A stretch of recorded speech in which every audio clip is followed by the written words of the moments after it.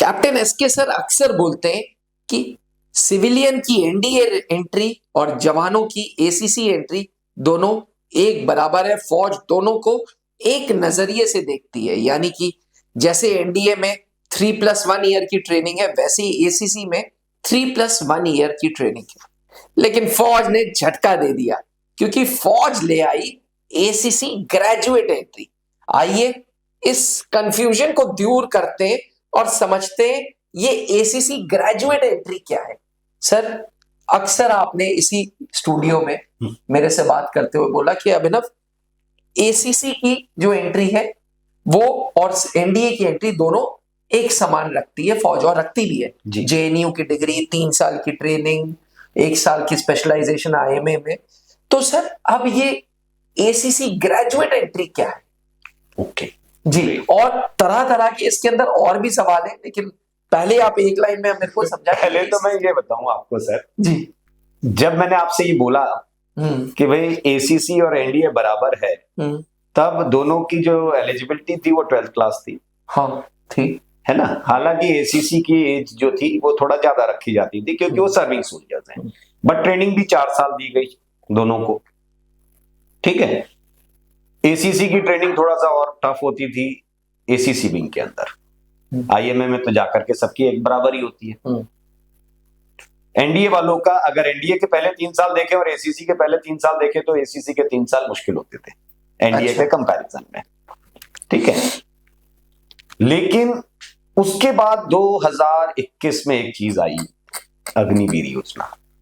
और जिस दिन अग्निवीर योजना आई थी उस दिन मैंने आपसे कहा था कि सर सबसे बड़ा जो मसला होगा वो एसीसी एंट्री को लेकर के होने वाला आगे चल करके, कि ये एंट्री, अब मैं आपसे बताऊं, क्योंकि बिना उस चीज के किसी भी सोशल मीडिया प्लेटफॉर्म पर बातचीत करना ये बहुत खराब मैं मानता हूं, चाहे गवर्नमेंट के फेवर या अगेंस्ट में हो।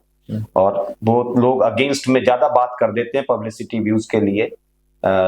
ऐसा कभी उद्देश्य रखना नहीं चाहिए। हम इस देश के नागरिक हैं और हमेशा इसकी नागरिकता और हर एक ऑर्गेनाइजेशन, स्पेशली आर्म फोर्सेस की इंटीग्रिटी को बना के रखना चाहिए।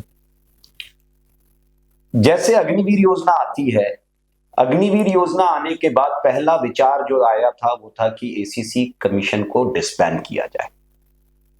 अब डिसबैन करने का पर्पस क्या था मैं ये बताऊं आपको। 1998 में, रादर इट हैपेंड इन 97 और 98 में ये लागू हो गया था। 97 तक 2 कमीशन चलती थी, पीसीएसएल क्यूएम और पीसीएसएल रेगुलर। ठीक है। दोनों में से पीसीएसएल रेगुलर को तो आज भी कंटिन्यू कर रहे हैं। एक और कमीशन चलती थी, RCO commission, regimental commission officer. PCSL QM और आरसीओ कमीशन दोनों को डिसबैन करके एक नई कमीशन बनाई गई थी, एससीओ कमीशन। उस कमीशन की जो जवाबदारियां थी वो पीसीएसएल क्वार्टर मास्टर और आरसीओ कमीशन से थोड़ा सा ज्यादा फ्रूटफुल मिली आर्म फोर्सेस को। और पिछले 28 सालों से जो इनटेक था आर्म फोर्सेस का वो काफी हद तक सुधरा है बेसिक लेवल पर, कमीशन रैंक के लेवल पर अगर देखेंगे तो पहला अंदाजा तो यही था कि एसीसी को भी इस प्रकार से, क्योंकि 97 में किया गया है ये पहले, तो क्या एसीसी कमीशन को डिसबैन कर दिया जाए और एससीओ कमीशन की जवाबदारियां और थोड़ा सा बढ़ा दी जाए? क्या उनकी एज लिमिट थोड़ी कम कर दी जाए?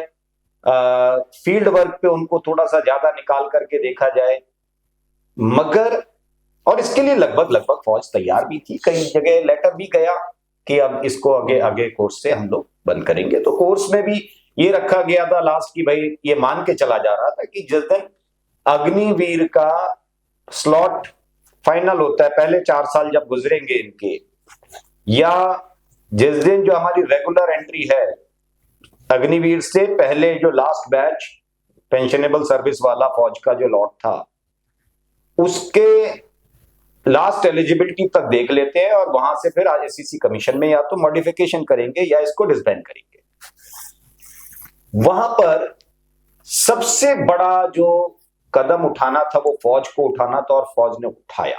मैं तहे दिल से शुक्रगुजार हूं फौज का कि इस एंट्री की अहमियत उन्होंने समझी और इस एंट्री को डिसबैंड होने से बचाया। कितनी बड़ी चीज है सर, बहुत बड़े डिसीजन लेने पड़ जाते हैं, क्योंकि एक वो है जो 12वीं क्लास की एंट्री है और आप उसको डिसबैंड करने की सोच रहे हैं, बीच में फिर मॉडिफिकेशन लेकर के आते हैं और आप एक नई एंट्री बनाते हैं, वहां से उसको डिसबैंड नहीं किया गया। ये बहुत बड़ी बात होती है।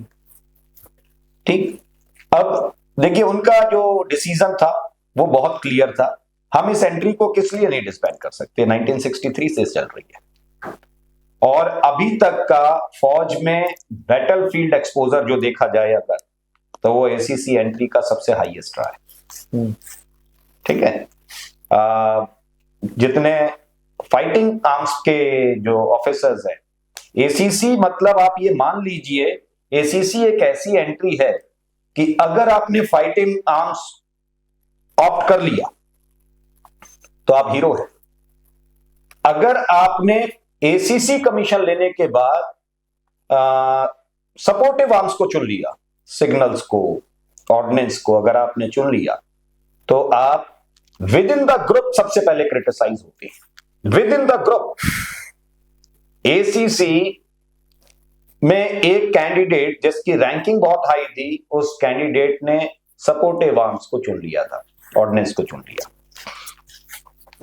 With in the community, with in the ACC community, उस कैंडिडेट को बहुत बहुत क्रिटिसाइज किया गया कि यार ये उम्मीद नहीं थी आपसे, आप देश को ये नहीं देने वाले थे कि आप कुर्सी पे बैठ के काम करोगे।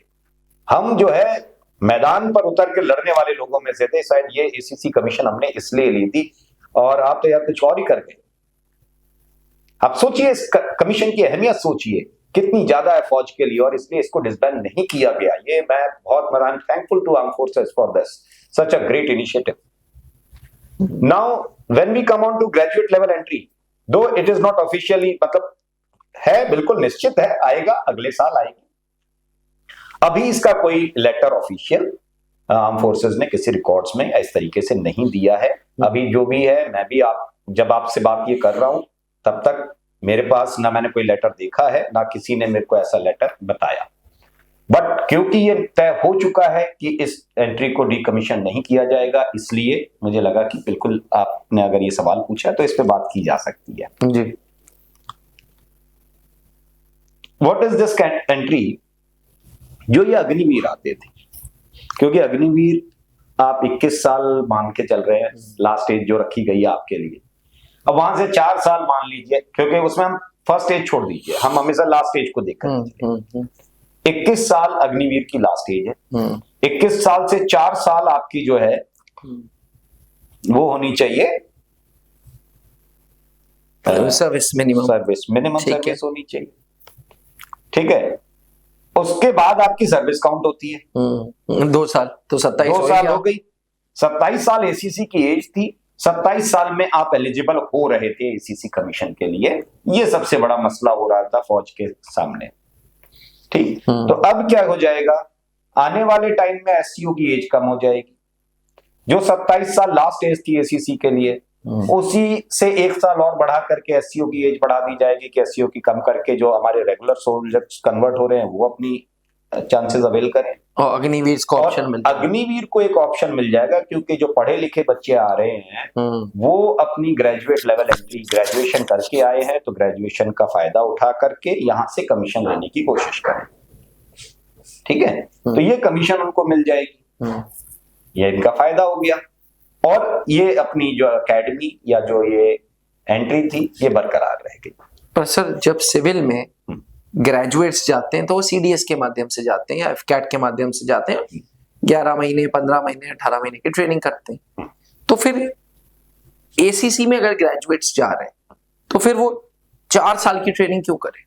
सर 4 साल की नहीं, 3 साल की ट्रेनिंग होगी सर। ये 1 साल आपको फायदा दिया सरकार ने इसमें कि आप ग्रेजुएट लेवल एंट्री से जब आएंगे तो आपकी 1 साल ट्रेनिंग कम कर दी जाएगी, 3 साल रखी जाएगी ये ट्रेनिंग। और दूसरी चीज भाई, ऐसे अगर मान के चल रहे हो तो आपको तो 9 महीने वाली भी ट्रेनिंग है ग्रेजुएट लेवल एंट्री पे। हाँ है ना? है। तो आप वो करते 49 वीक्स वाली ट्रेनिंग करते, मगर वो शॉर्ट सर्विस थी, आप बाहर चले जाते। एसीसी परमानेंट कमीशन है, तो परमानेंट कमीशन अगर है तो आपको तो बाहर नहीं भेज सकते, आपको तो रखना पड़ेगा उनको। अब दूसरी चीज कि ये डिफरेंस ऑफ ट्रेनिंग क्यों आया, इसका सबसे दो बड़े मुद्दे हैं इस पे बात करने के लिए। पहली चीज, जो एवरेज एज ऑफ कमीशन थी फ्रॉम एसीसी एंट्री, वो पहले होती थी सर 26 साल की। ठीक है, क्योंकि आपकी 27 साल तक एलिजिबिलिटी होती थी और आप 2 साल की सर्विस के बाद कभी भी ट्राई कर सकते थे। 17 साल मिनिमम आपका जो इनरोलमेंट एज होती थी। इसका मतलब है आप मान के चलिए जो फौज में कमीशन के लिए अप्लाई करते थे वो 19 साढ़े 19 साल से लेकर के 27 साल की, 27 मतलब लास्ट होती थी, तो मतलब 26 साल की उम्र तक आप अप्लाई करते थे।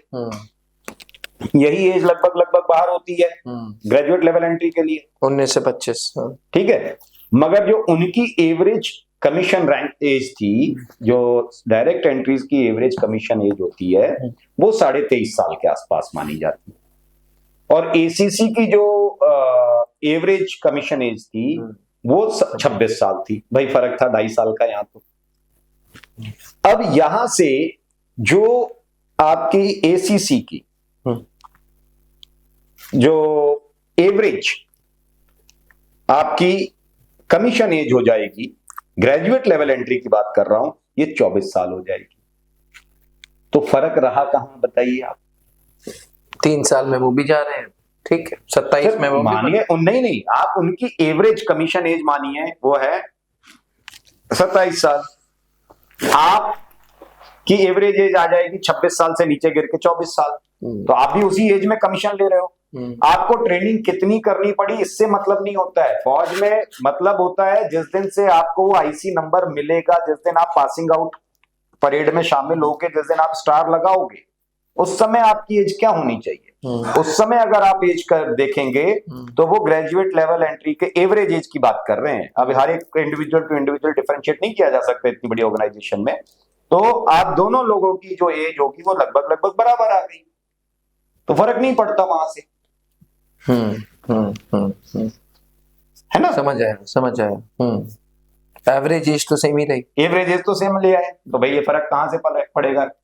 दूसरी चीज कि आप ये देखिए, अग्निवीर में आने वाला जो हमारा सबसे बड़ा लॉट होगा वो कहां से होगा? रूरल बैकग्राउंड से, है ना? हाँ, बिल्कुल।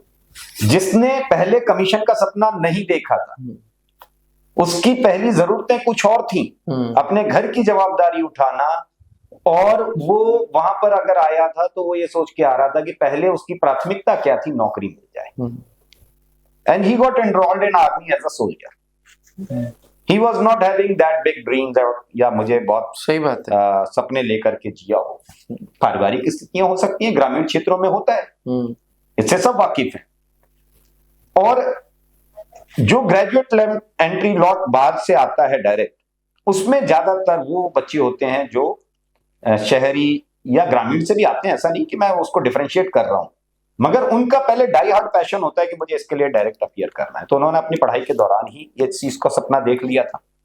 आपने वो सपना देखा जवान में भर्ती होने के लिए, क्योंकि घर की जवाबदारियां उठानी थी। अब आपको लगा नहीं ग्रेजुएशन है तो चलो भाई आगे बढ़ा जाए। तो पर्सनालिटी डेवलपमेंट की जब बात करेंगे तो वो फर्क तो आएगा थोड़ा सा, थोड़ा ज्यादा समय चाहिए होगा, है ना? वो समय आपके ही हित में जा रहा है, क्योंकि एट द एंड मैं फिर वही कह रहा हूं, आप अच्छे ऑफिसर बनेंगे और बहुत अच्छे ऑफिसर बनेंगे, लेकिन वो एवरेज एज वही रहने वाली है, वहां से फर्क नहीं पड़ रहा है आपके ऊपर। हाँ, ये जो थोड़ा सा टाइम लिया जा रहा है, ये एक अचानक एक दूसरे परिवेश से आने वाले कैंडिडेट को इस परिवेश में लाने के लिए जो समय लगेगा वो थोड़ा सा बढ़ाया। अग्निवीर के लिए ये अच्छी चीज है, आने वाली बहुत अच्छी चीज है, बहुत अच्छी चीज होगी ये आने वाले टाइम में। हालांकि अभी फिर भी मैं कह दूं, लेटर इसका नहीं आया है। मैं भी आपसे जब बात कर रहा हूं तो लेटर ना मैंने देखा, ना मैंने पढ़ा, ना ऐसा कोई चीज है। अगले साल आएगा इसका लेटर, और अगले साल मोस्ट लाइकली जुलाई से ये एंट्री स्टार्ट हो जानी चाहिए, अंदाजा लगाया जा रहा है। Thank you so much sir. आशा करते हैं कि आपको एसीसी की ग्रेजुएट एंट्री लाने का पर्पस क्या था ये समझ आया हो। जैसे कि कैप्टन एसके सर ने बोला कि कुछ लोग सोशल मीडिया पे क्रिटिसाइज कर देते हैं और नेगेटिव बोल देते हैं ताकि पब्लिसिटी मिले। सर उसके बिल्कुल अगेंस्ट है और त्रिशूल डिफेंस एकेडमी ऐसी चीजों के बिल्कुल अगेंस्ट है। साथ ही सर ने यह भी क्लियर किया कि अभी हमारे पास ऑफिशियल लेटर या ऑफिशियल रिकॉर्ड्स कुछ भी नहीं है, बट हाँ आने वाले समय पे ग्रेजुएट्स के लिए ये एसीसी एंट्री एक गेम चेंजर बनने वाली है। तो फौजी भाइयों, आर्मी को थैंक यू बोलो इस गिफ्ट के लिए। और अगर आप भी कमीशन अफसर बनना चाहते हैं सर्विस एंट्री के द्वारा, तो आज ही त्रिशूल डिफेंस एकेडमी का ऐप डाउनलोड करें।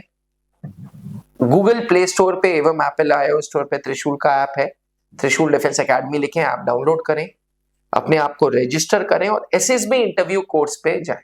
एसएसबी इंटरव्यू कोर्स को मेंटर करते हैं कैप्टन एसके सर, जो service entry expert and service entry गुरु के नाम से जाने जाते हैं।